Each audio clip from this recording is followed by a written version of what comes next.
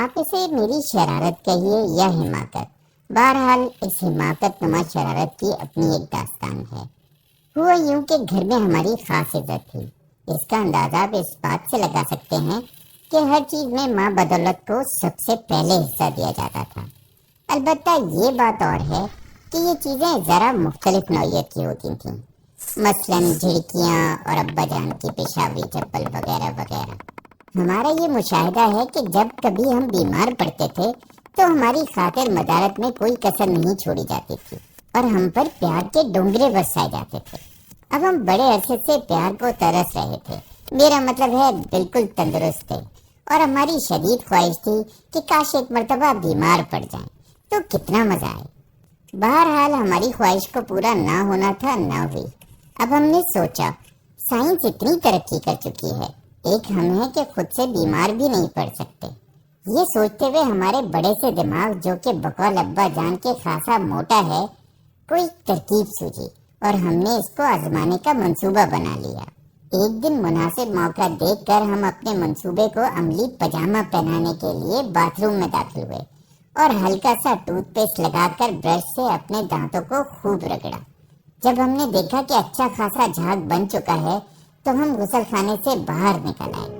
کمرے میں سب لوگ محو گفتگو تھے۔ ہم نے اچانک ایک دل دوز نعرہ لگایا اور زمین پر گر گئے، اپنا سینہ تھاما اور ہائے میرا دل کی گردان شروع کر دی۔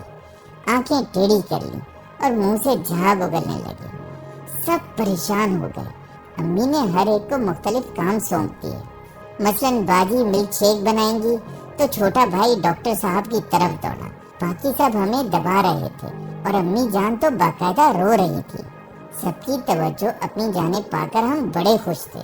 ہم دل ہی دل میں سوچ رہے تھے کہ ڈاکٹر صاحب آئیں گے، چیک کرنے کے بعد جب انہیں کوئی بیماری نہیں ملے گی تو اپنی ڈاکٹری کو صحیح ثابت کرنے کے لیے ہمیں دوائیوں کا ڈھیر دے جائیں گے اور ساتھ قیمتی مشوروں سے بھی نوازیں گے کہ آرام کرو اور قوت بخش اشیاء کھاؤ۔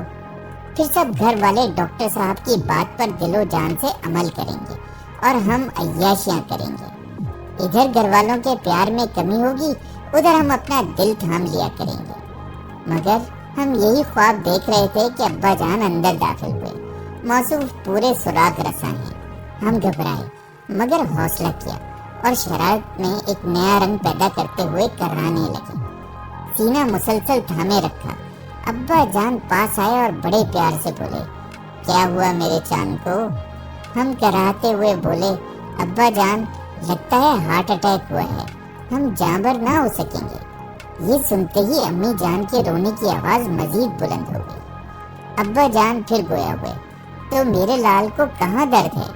ہمیں ان کا لہجہ عجیب اور بدلا ہوا سا محسوس ہوا، مگر اسے نظر انداز کرتے ہوئے ہم جس جگہ سے سینہ تھامے ہوئے تھے ادھر اشارہ کرتے ہوئے بولے، ابا جان یہاں دل میں سخت درد ہو رہا ہے۔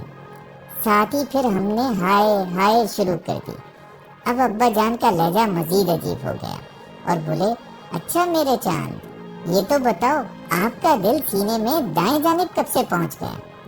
ہم نے اپنے ہاتھوں پر غور کیا تو وہ سینے کے دائیں جانب موجود تھے اور یہی جگہ ہم نے ابا جان کو بتائی تھی کہ یہاں شدید درد ہے۔ اب ہمیں کوئی جواب نہ سوجا تو ہکلاتے ہوئے بولے، وہ دراصل میرے گرنے سے دل پھسل کر یہاں آ گیا ہوگا۔ اس کے ساتھ ہی ہم نے دیکھا کہ نہ جانے کہاں سے ابا کی پشاوری چپل اچھل کر ان کے ہاتھ میں آ گئی اور اچانک ہماری کمر پر لینڈ کر گئی۔ ہم مدد کے لیے امی جان کی طرف مڑے تو وہ ہاتھ میں سینڈل لیے موجود تھی۔ بھیا اور باجی بھی اسی پوزیشن میں تھے اور ہم مکمل طور پر ان کے نرغے میں۔